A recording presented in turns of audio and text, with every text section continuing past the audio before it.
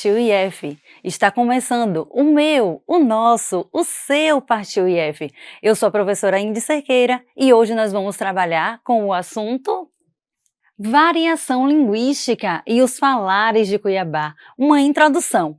Vamos falar sobre a riqueza da língua portuguesa que reflete a diversidade cultural brasileira. Vamos explorar os falares típicos de Cuiabá e sua importância cultural. Convido você que está nos assistindo a esta aula. O que esperar desta aula? Nós vamos identificar os principais tipos de variações linguísticas. Nós vamos analisar exemplos de gêneros diversos em diversas situações de comunicação, em diferentes situações de comunicação. Nós vamos comparar falares da Bahia e de Cuiabá, Mato Grosso. E nós vamos levantar a bandeira Show Preconceito Linguístico. E o que é variação linguística? Variação linguística é a situação de que a língua portuguesa varia, a língua portuguesa muda, ela adquire outras formas conforme o tempo e o contexto. E aí, na aula de hoje, nós vamos aprender sobre os diversos tipos de variação. A variação histórica, a variação geográfica, também chamada de dialetal, a variação social e a variação situacional. Ah, por que, prof, que existe isso? Por conta de fatores. A língua muda? É um organismo vivo? Como assim? O que é que influencia essa mudança? Influencia a partir da região onde você mora, da sua idade, da classe social e da escolaridade. Todas essas diferenças trazem falares diferentes na pronúncia, no vocabulário e na gramática. E este assunto é extremamente importante para que a gente reconheça a diversidade cultural, a diversidade linguística do nosso país, do nosso Brasil. Observem como o Brasil é grande. Será que todo mundo fala da mesma maneira?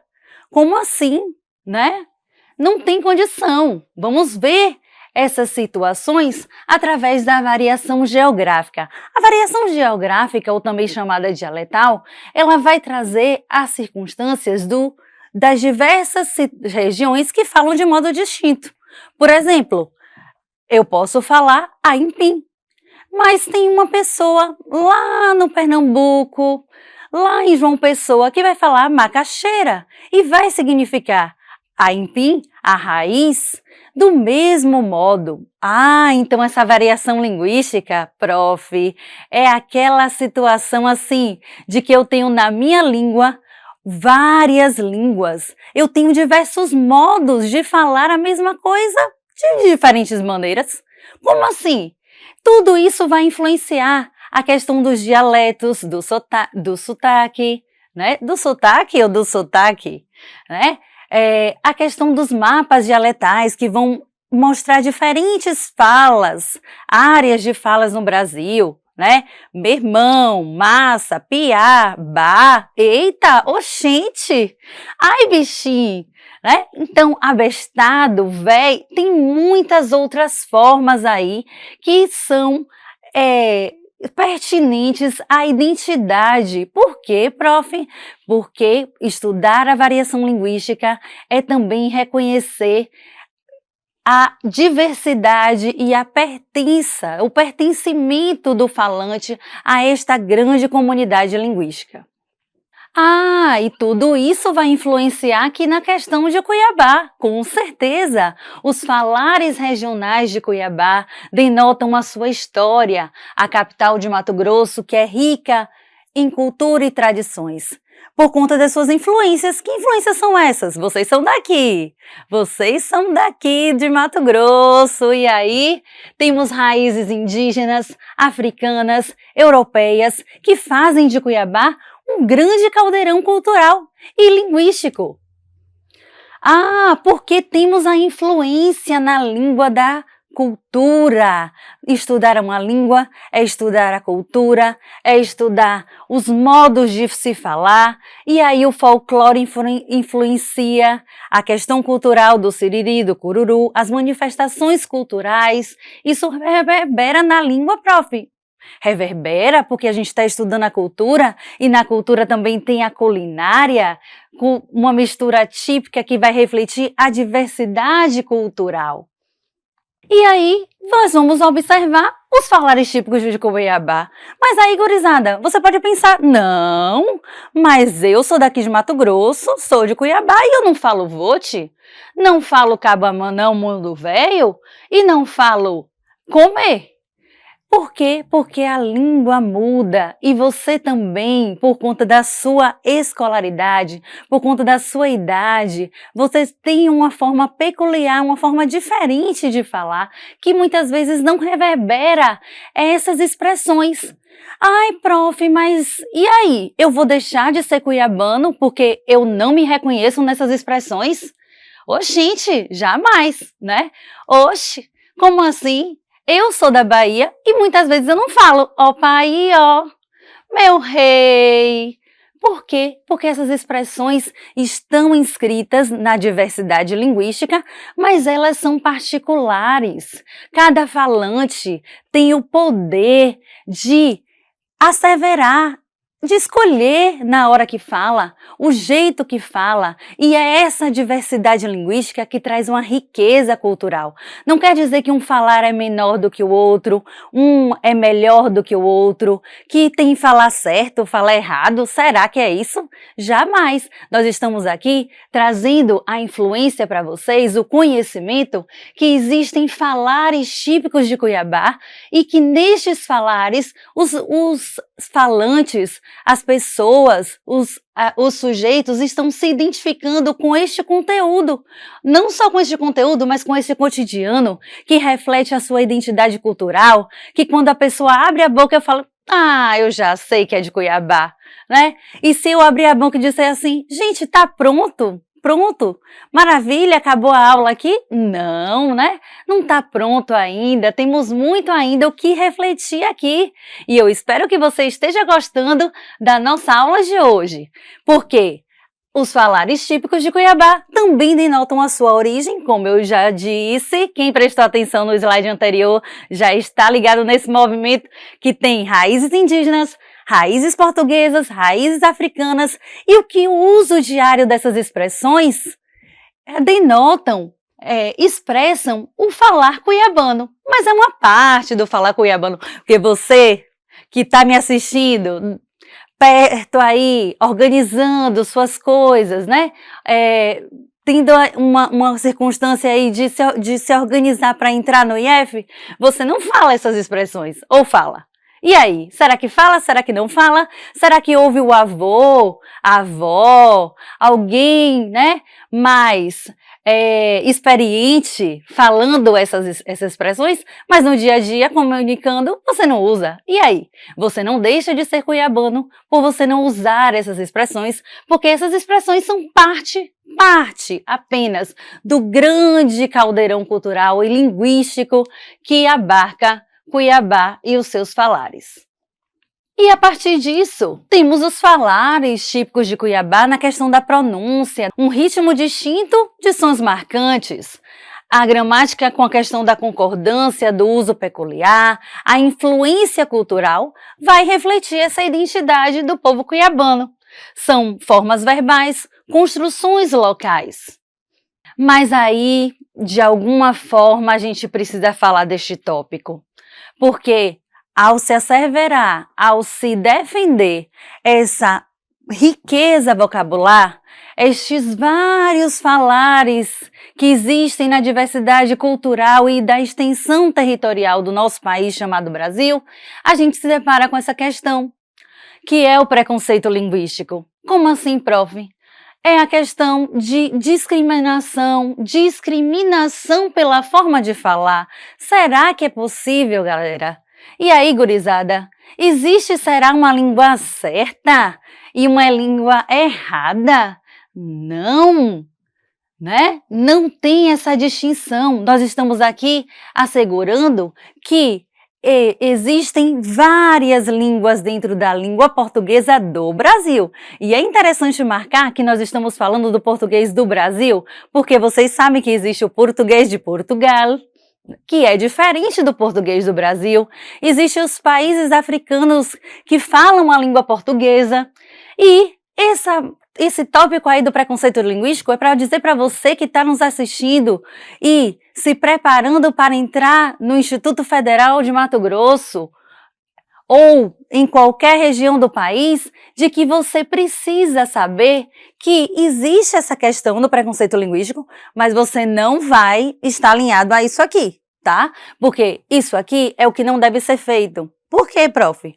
Porque você não vai desvalorizar os falares regionais, você não vai zombar de sotaques, expressões populares, jamais você vai corrigir a fala de alguém com deboche, tendo situação ruim, né? De menosprezar aquilo que a pessoa está falando de acordo com a sua localização, com a sua referência, com o seu, a parte do país, né?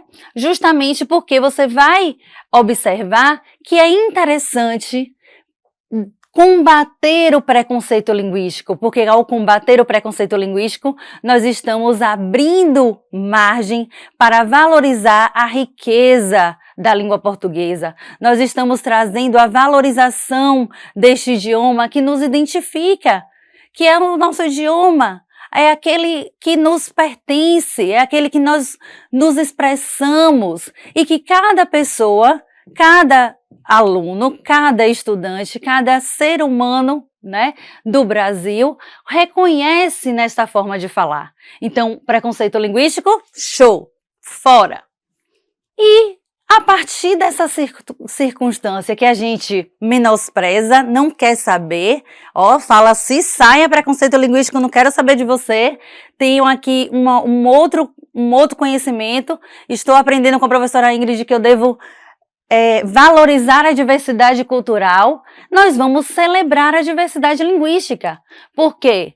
Porque a língua portuguesa é um patrimônio. Ela precisa ser preservada como esse patrimônio imaterial. Os falares regionais são parte dessa identidade que compõe o ser brasileiro. O que será que temos mais aqui? A escola, a educação profissional e tecnológica, na sua concepção, vai, assim como várias escolas, valorizar a diversidade linguística, vai valorizar esta forma de se expressar, esses diversos falares, a importância de significar este assunto, de observar essas questões. E a beleza da língua está justamente na sua variação. A partir de agora, você que está nos assistindo vai se deparar com alguns exemplos. E eu trouxe aqui para vocês circunstâncias de gêneros diversos. E aí, eu digo agora, de onde eu venho? Ah, prof, você vem da Bahia. Oxente, a fala baiana é marcada pela musicalidade e ritmos próprios. É o uso frequente do gerúndio. Eu estou andando e vocês estão me vendo, tá? Uso de expressões como oxente, retado, arretado, influências africanas e indígenas. Já de outro lado, nós temos Mato Grosso com a fala cuiabana, que tem falares, sotaques distintos, vocabulários típicos, pronúncia marcada pelo ritmo lento, raízes indígenas, históricas, portuguesas, africanas. E aí eu trago para vocês alguns exemplos aqui. Essa estrada vai para São Paulo? Sei não, doutor. Mas se ela for, vai fazer uma falta danada para nós. Nesse exemplo, você traz aí a questão de uma circunstância, né, de um falar que não é privilegiado muitas vezes, que é tido como piada, jocoso, né, serve aí para ser margem de preconceito linguístico, mas a pessoa conseguiu se comunicar aqui, né? Claro que tem um tom aí cômico, né? Um tom relativo a este gênero, que é um gênero de humor, né?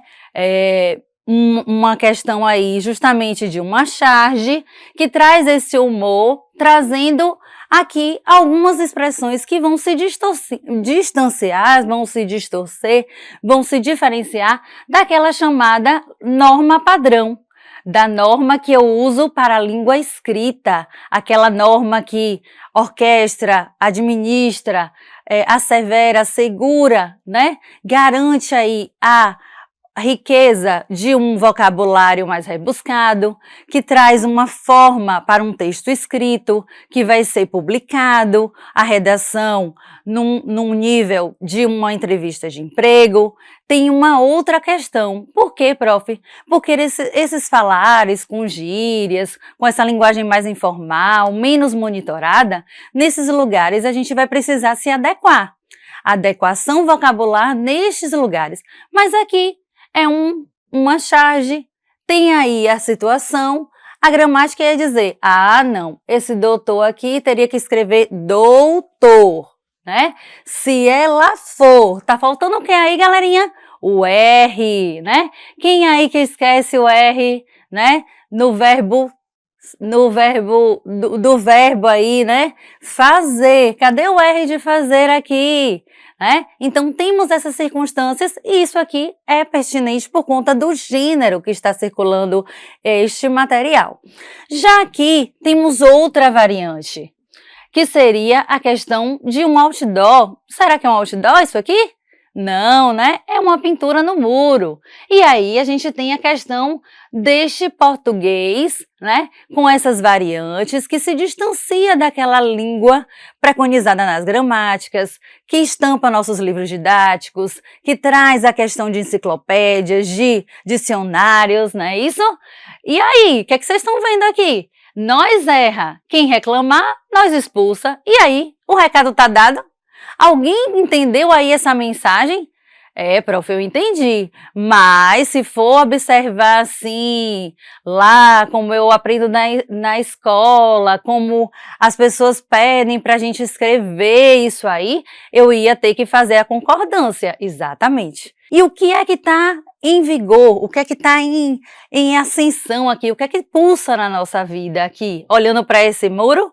Que essa mensagem foi entregue. Foi entregue a mensagem? Vocês conseguiram entender? Pois é, tem alguém dizendo, né? Nós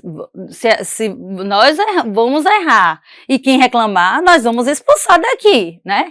Tem um recado aí, tem uma mensagem dita. Então, essas formas de adequação vocabular que pressupõem um nível menos monitorado da língua, né? Eu vou me afastar um pouquinho daquela regra, né? Daquelas circunstâncias básicas aí, porque eu tô num ambiente que me favorece isso, beleza? Eu tô num ambiente que é propício a acontecer isso, que é tranquilo, mas se for num outro ambiente, será que isso vai ser aceito? Será que isso também vai caber? E tem aquela coisa de cabimento. Não sei, né? Pode ser que sim. Às vezes, assim, eu uso uma roupa para ir em um determinado lugar e tem uma roupa outra que eu não uso, não. Por quê? Porque destoa, porque distorce, não é mesmo, galera? Para você ir para uma praia, você não vai com a mesma formalidade se você fosse para a escola, para um fórum, para uma audiência, né? Para um banco, nós temos formas diferentes de nos comportar e a língua também precisa disso. Você vai se comportar diferente nas diversas situações que você for exposto. Maravilha? Vamos ver? Então observem aí agora este material. Este material é uma charge do Roberto Kroll, né? Intitulada Norma Culta. Essa charge foi publicada no próprio blog do autor e diz assim: veja que belos movimentos epilíticos fazem essas ondas, meu caro amigo. Pegá-las-emos agora? Opa! Pegá-las-emos nesse instante ou mais tardiamente? E aí, galera? E aí, gurizada, vocês conseguiram compreender o que está aqui em circunstância? O que está funcionando aí? Prof, eu não entendi nada. Falou agora de um português aí, numa língua diferente, pegalazemos. Nossa, usou uma tal de mesóclise, próclise ou ínclise, uma coisa que eu ainda nem vi, mas que o Partiu IF vai ensinar. Que maravilha! Então, o que que a gente observa aqui? Que o surfista está na praia. E tem um cidadão aí com um terno, com uma outra roupa, né? Querendo ir para a praia também surfar. Mas observe o tipo da linguagem que ele está usando. Observe o nível de erudição e de formalidade que ele usou para falar numa situação que cabe ou não cabe, galera. Então a gente percebe que a gente precisa reconhecer a diversidade linguística para a gente saber se comportar nas diferentes situações e ter jogo de cintura para respeitar a diversidade e ainda se adequar na questão vocabular a depender de quem a gente fala, como a gente fala, com quem a gente fala e de onde a gente fala, em que lugar você fala, em qual situação de comunicação você está para escolher. Você é falante desta língua e você tem o poder de escolher, administrar, observar aquilo que cabe em determinada situação, mas aquilo também que não cabe. Nesse caso aqui, né, vocês não podem nem dar risada, mas enfim, né? São situações aqui que não fazem sentido. Os sujeitos estão num ambiente mais informal, garantiria aqui um grau de informalidade nesta língua, da mesma forma que você, no seu WhatsApp, conversando com seu amigo, não vai falar: olha, senhor caro, fulano de tal, eu sou o seu amigo e preciso agora lhe mandar esta mensagem. Né? Você não vai adquirir esse grau de formalidade para falar com sua mãe, para falar com com as pessoas próximas, porque você tem aí um grau de informalidade. Mas numa redação, numa entrevista de emprego, numa outra situação de comunicação que você for exposto, que você... eu tô aqui nessa situação de comunicação, e agora? Será que eu posso usar a gíria?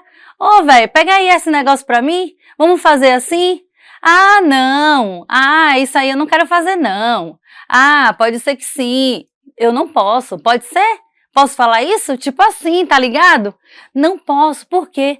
Porque tem uma outra circunstância. A língua falada é diferente da língua escrita. E a gente vai perceber essas diferenças assim que fazermos uso desta língua maravilhosa, que é a língua portuguesa do Brasil. E aí, eu trago aqui para vocês um flagrante urbano, tá? Este conceito eu retiro da linguista e analista de discurso Annie Orlandi. Ela teve esse conceito de falar assim, flagrante urbano. Opa, chocou, né?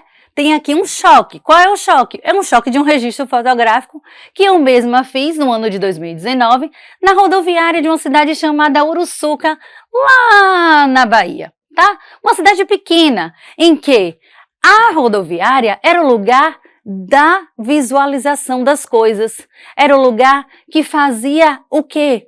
Aglomeração de pessoas, era o lugar em que tinha a questão do marketing. E as pessoas ali naquela localidade, elas são fazendeiras, elas são donas de pequenas propriedades e nessas propriedades elas querem vender um produto. Um produto que é pertinente, que é propício, que é bem satisfatório e que tem muita oferta ali naquele lugar, é justamente o mel de cacau e também o caldo de cana. E aí, vamos dizer que certa feita, o senhor José foi lá na rodoviária e fixou este pequeno cartaz, né? Como vocês podem perceber, aqui tem mel de cacau e aqui tem caldo de cana. E aí, galera, vocês conseguiram entender o que seu José queria dizer aí com a sua mensagem? Aqui tem mel de cacau, aqui tem caldo de cana. Beleza? Vocês acham o quê? Que ele vendeu esse produto? Que foi tranquilo e favorável para ele ter aí uma grande quantidade de pessoas querendo mel de cacau e querendo caldo de cana? Sim, né? Maravilha, eu já entendi. O recado já foi dado. Agora, se a gente fosse perceber como é que você escreve a palavra aqui. Observe como está escrita aqui a palavra aqui, observe como está escrita a palavra tem, observe como está escrita a palavra caldo, né? Se fôssemos observar no nível da exigência de uma gramática da língua escrita, iria precisar fazer essas adequações, iria precisar fazer essas modificações aqui, colocar a consoante no lugar da consoante, a consoante adequada, né? Ao invés da vogal, a consoante. Ao invés de U, eu teria que usar o L. Por quê, prof? Porque a gramática da língua portuguesa também existe. E ela não deve ser esquecida, porque vai ter as circunstâncias que ela vai ser cobrada de vocês. Não é isso? Sim, porque o sistema linguístico de uma língua, ele existe e ele precisa ser respeitado também. Ah, maravilha, já entendi. Então, de um lado, eu tenho a língua, as regras e a questão de eu respeitar a questão das normas, daquilo que preconiza a gramática, que a gramática dita, e ela fala assim, ó, faça assim, e eu vou assegurar e eu vou fazer isso aí mesmo acontecer. Mas de um outro lado, eu tenho a variedade linguística, eu tenho a diversidade, eu tenho muitos falares, eu tenho muitas línguas portuguesas dentro dessa grande circunstância, desta extensão territorial que me compõe, que me identifica e que me faz ser falante da língua portuguesa. E aí, eu iria agora, se eu tivesse que escrever esse cartaz, para uma situação que ia ter monitoria, né? Ou seja, que eu ia ser avaliado, que eu iria precisar dominar aí as regras gramaticais para estar dentro da norma, eu precisaria fazer essas adequações. Então, aqui tem mel de cacau, aqui tem caldo de cana, maravilha. Até aí tudo bem, galerinha? Conseguiram compreender essa diversidade? E aí agora a gente vai ter algumas expressões, como por exemplo, Braulio Bessa, um cordelista regional, a sua cultura, o seu falar, já denuncia de onde ele vem, né? De onde ele vem do Nordeste, as suas poesias, os seus versos celebram a riqueza linguística regional. Ele vai falar sobre questões aí do coração nordestino, vai trazer uma marca registrada, vai falar de terreiro, de menino. Ele vai falar de outras circunstâncias aí na sua fala que vai denotar esta marca regional que ele assegura e que ele assevera e que ele verbaliza nos seus versos. E aí a gente vai ter João Gomes e a musicalidade do Nordeste. Então, através das canções aí, né, as músicas de João Gomes vocês devem conhecer. Com certeza aí já pensou, já tá próximo àquilo que vocês ouvem. E aí, ao invés de falar pescoço, João Gomes vai falar cangote. Cangote! Vai falar vaqueiro, né? Vai falar justamente aí dessas expressões que vão assegurar, que vão dizer de onde João Gomes fala, quais essas expressões regionais. A música dele, de certa forma, valoriza o quê? As regiões, valoriza a região, as raízes e os dialetos locais. Estes aqui são regionalismos, são justamente circunstâncias que fazem que João Gomes tenha essa expressividade e que ele se diferencie de outros falares, né? Que ele não vai falar igual a galera do Sul, que fala bate, barbaridade, né? Ele vai falar cangote. Gente, essa expressão regional, falar de regionalismo, me lembra uma expressão muito utilizada lá na Bahia para, no caso, evitar envolvimento, tá? Ela é muito utilizada em conversas informais e descontraídas. E qual seria essa expressão? A expressão é justamente me inclua fora dessa. Ou seja, quer dizer, não me inclua nisso, eu não quero participar, tá? Então, para as circunstâncias aí, traz essas circunstâncias de falares típicos de um lugar que identificam quando a pessoa diz: ah, me inclua fora dessa. Você é baiano? Sou. Então fale, não quero participar desse esquema. Não quero participar disso aí. Não quero ser da turma que faz preconceito linguístico. Não quero ser dessa turma do preconceito linguístico. Quero saber das circunstâncias, quero conhecer a diversidade cultural, quero acessar esse conhecimento, me inclua fora dessa. Não quero saber aí de exclusão, de preconceito, de discriminação. Aí a gente chega a essa nuvem de palavras. Olha que maravilha, galera! Essa nuvem de palavras denota o quê? Essa diversidade, essa riqueza cultural. Agora, essa nuvem de palavras aqui deu um pouco ela destoou um pouco aqui. Por quê? Porque ela tem algumas palavras que foram juntadas aí, mas que aqui vocês estão observando aí, ó, vou dar um zoom, ó. Observem, massa, todo mundo conhece, né? Pai, gaiato, capota. Né? Será que é capota? Capote. Ah, é capote. Sabe o que é capote lá na Bahia? Que significa moletom, tá? Então, assim, tem várias formas, né? Cria, Chapa e Cruz, né? Tem uma música que fala isso aí, né? Que pode trazer essas circunstâncias desses falares, né? Essas circunstâncias aí, massa, ó pai, ó, oxente, bichinho. Isso dá a visibilidade desses falares e dessa riqueza que nós estamos trazendo aqui nessa aula, que são as variações linguísticas do Brasil. Ah, que maravilha! Então chegamos ao final desta aula. Você que nos assistiu certamente está aí cheio de ideias e propício a continuar os seus estudos. Nessa aula, nós observamos a diversidade linguística do Brasil.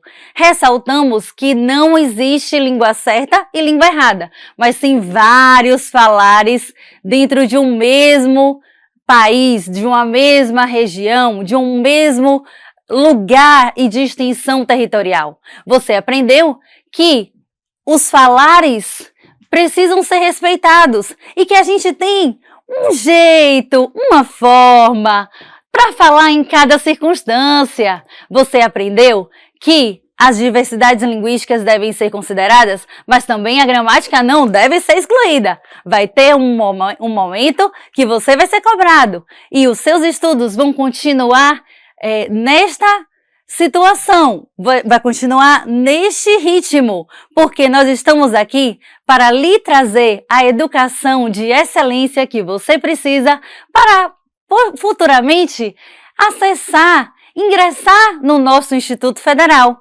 Você aí que nos assiste, gurizada, nessa aula maravilhosa, observou a diversidade linguística, os falares, como temos a variedade histórica, a variedade social, a variedade que traz a questão geográfica e que isso influencia como? Através dos fatores. Que fatores são esses? Vocês viram?